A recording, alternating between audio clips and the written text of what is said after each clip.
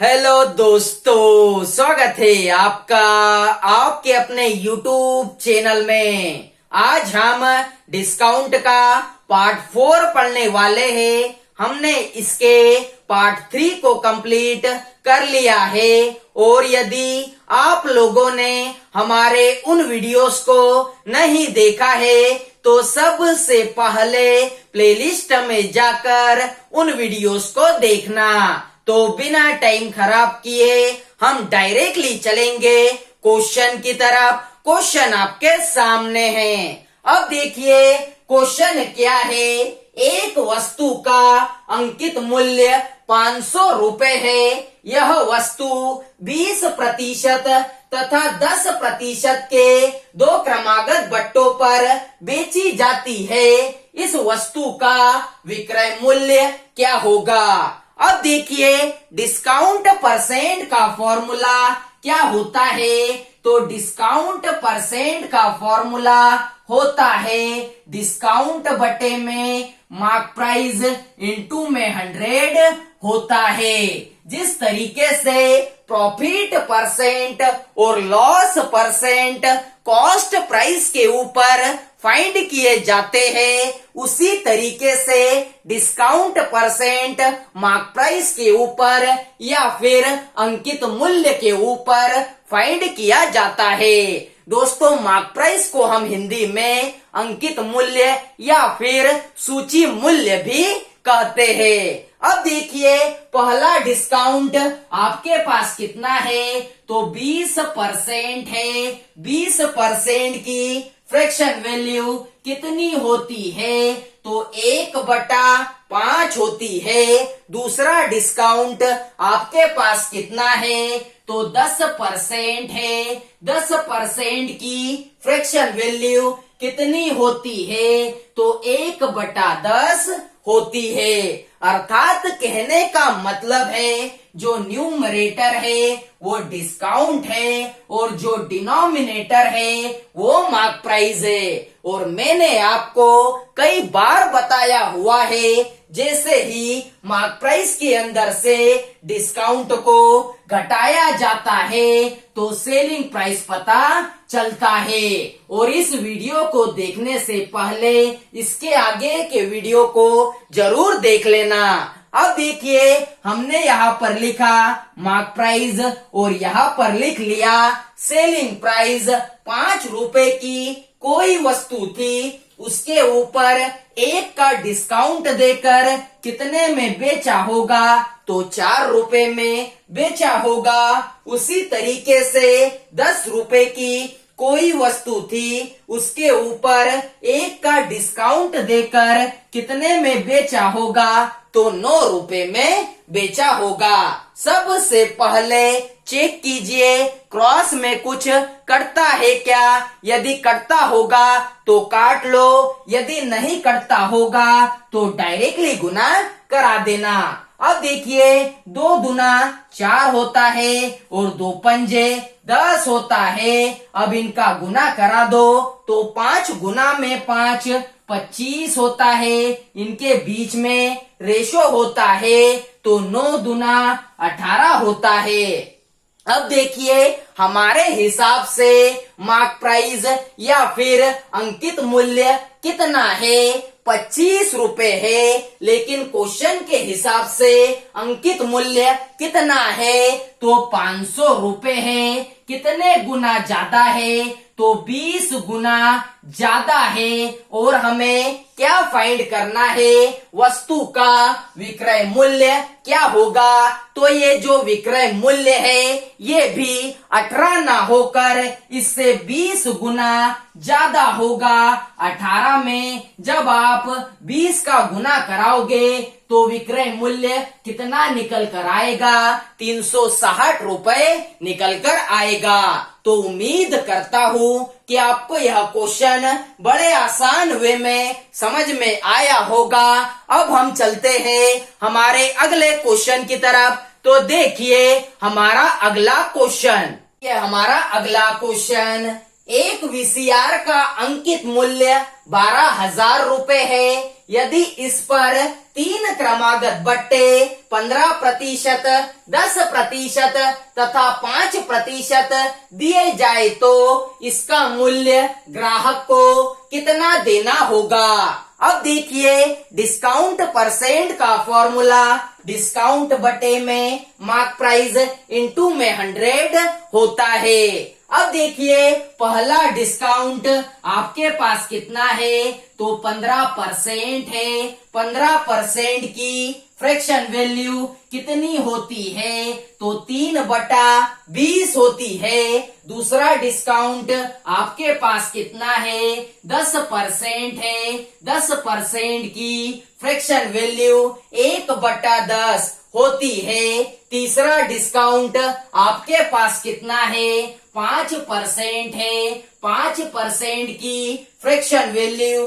कितनी होती है, तो 1/20 होती है। अर्थात कहने का मतलब है जो न्यूमरेटर है वो डिस्काउंट है और जो डिनोमिनेटर है वो मार्क प्राइस है। और मैंने आपको कई बार बताया हुआ है जैसे ही मार्क प्राइस के अंदर से डिस्काउंट को घटाया जाता है तो हमें क्या पता चलता है, हमें सेलिंग प्राइस पता चलता है। अब देखिए हमने यहाँ पर लिखा मार्क प्राइस और यहाँ पर लिख लिया सेलिंग प्राइस। अब देखिए 20 रुपए की कोई वस्तु थी, उसके ऊपर 3 का डिस्काउंट देकर कितने में बेचा होगा, तो 17 रुपए में बेचा होगा। उसी तरीके से 10 रुपए की कोई वस्तु थी, उसके ऊपर 1 का डिस्काउंट देकर 9 रुपए में बेचा होगा। उसी तरीके से 20 रुपए की कोई वस्तु थी, उसके ऊपर 1 का डिस्काउंट देकर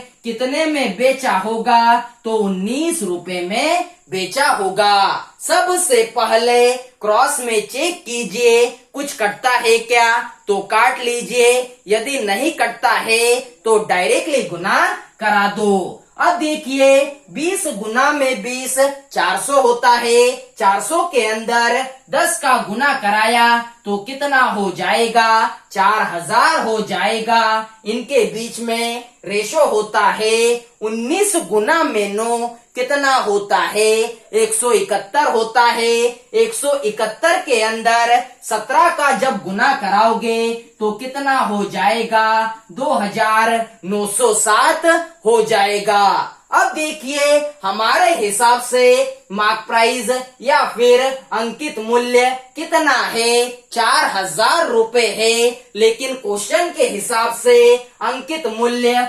12,000 रुपए है। कितना गुना ज्यादा है, तो 3 गुना ज्यादा है। उसी प्रकार सेलिंग प्राइस भी 2907 ना होकर इससे 3 गुना ज्यादा होगा। तो 3 गुना में 7 21 होता है। 21 का 1 लिखा, हासिल लगेंगे 2, 3 शून्य शून्य और हासिल के 2, 3 नाम 27 होता है। 27 का 7 हासिल लगेंगे 2, 3 दूना 6 और हासिल के 2 8 हो जाएगा। इसका मतलब विक्रय मूल्य कितना है, तो 8,721 रुपए है। तो उम्मीद करता हूँ कि अब कभी आपको 3 डिस्काउंट परसेंट या फिर 4 डिस्काउंट परसेंट भी आ जाए तो आप इजीली सॉल्व कर लोगे। इस तरीके के क्वेश्चन में क्या होता है, या तो आपको मार्क प्राइस दिया जाएगा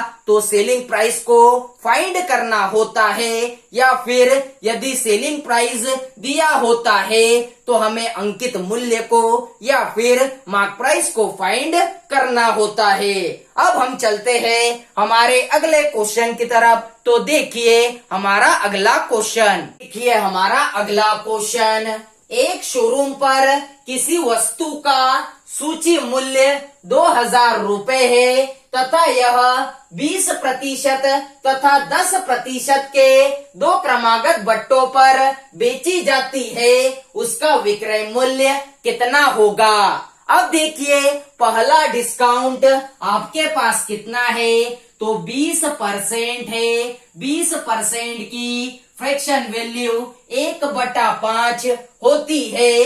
दूसरा डिस्काउंट आपके पास कितना है? 10% है। 10% की फ्रैक्शन वैल्यू 1/10 होती है। अर्थात फिर से वही कंडीशन है, जो न्यूमरेटर है वो डिस्काउंट है और जो डिनोमिनेटर है वो मार्क प्राइस है। और मैंने आपको बताया हुआ है, मार्क प्राइस में से डिस्काउंट को घटाओगे तो सेलिंग प्राइस पता चलता है। अब देखिए, हमने यहाँ पर लिखा मार्क प्राइस और यहाँ पर लिखा सेलिंग प्राइस। 5 रुपए की कोई वस्तु थी, उसके ऊपर 1 का डिस्काउंट देकर कितने में बेचा होगा?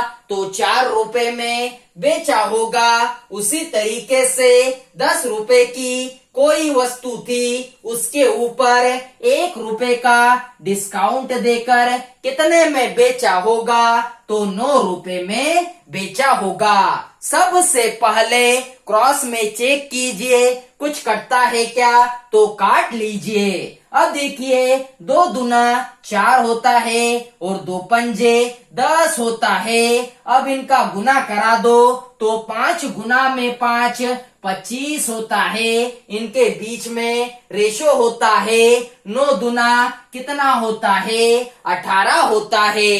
अब देखिए, हमारे हिसाब से मार्क प्राइस या फिर अंकित मूल्य या फिर सूची मूल्य कितना है? 25 रुपए है। लेकिन क्वेश्चन के हिसाब से 25 रुपए नहीं, 2000 रुपए है। कितने गुना ज्यादा? तो 80 गुना ज्यादा। उसी प्रकार से यह जो सेलिंग प्राइस है ये भी 18 रुपए न होकर इससे 80 गुना ज्यादा होगा।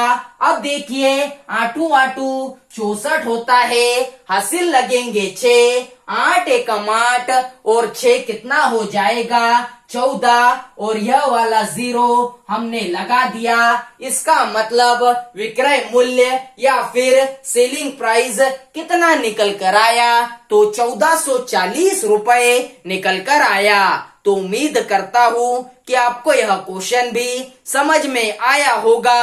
अब हम चलते हैं हमारे अगले क्वेश्चन की तरफ। तो देखिए हमारा अगला क्वेश्चन।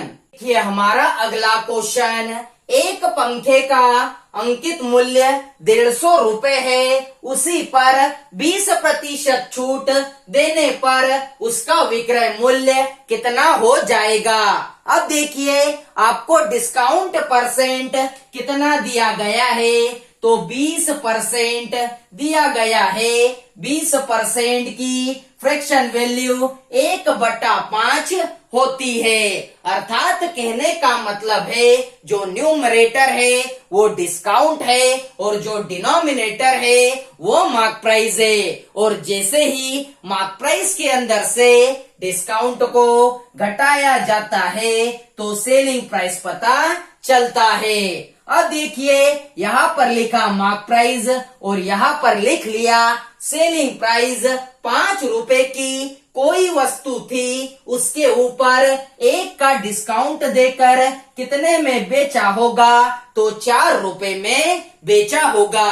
अब देखिए, हमारे हिसाब से मार्क प्राइस या फिर अंकित मूल्य कितना है? 5 रुपए है। लेकिन क्वेश्चन के हिसाब से अंकित मूल्य कितना है? 150 रुपए है। कितने गुना ज्यादा है? तो 30 गुना ज्यादा है। उसी तरीके से सेलिंग प्राइस भी 4 रुपए ना होकर इससे 30 गुना ज्यादा होगा। इस 4 के अंदर 30 का गुना करा दो तो आपका सेलिंग प्राइस या फिर विक्रय मूल्य कितना निकल कर आएगा? 120 रुपए निकल कर आएगा। आपको विक्रय मूल्य को ही फाइंड करना था। तो उम्मीद करता हूँ कि आपको आज के चारों क्वेश्चन समझ में आए होंगे। आज के वीडियो को यहीं तक रखते हैं। यदि आप लोगों को हमारा यह वीडियो अच्छा लगा हो तो वीडियो को ज्यादा से ज्यादा लाइक कीजिए, शेयर कीजिए, सब्सक्राइब कीजिए और बेल आइकन को जरूर दबाएं, जिससे कि हमारे आने वाले वीडियोस आपको प्रॉपर वे में मिल सके। जय हिंद।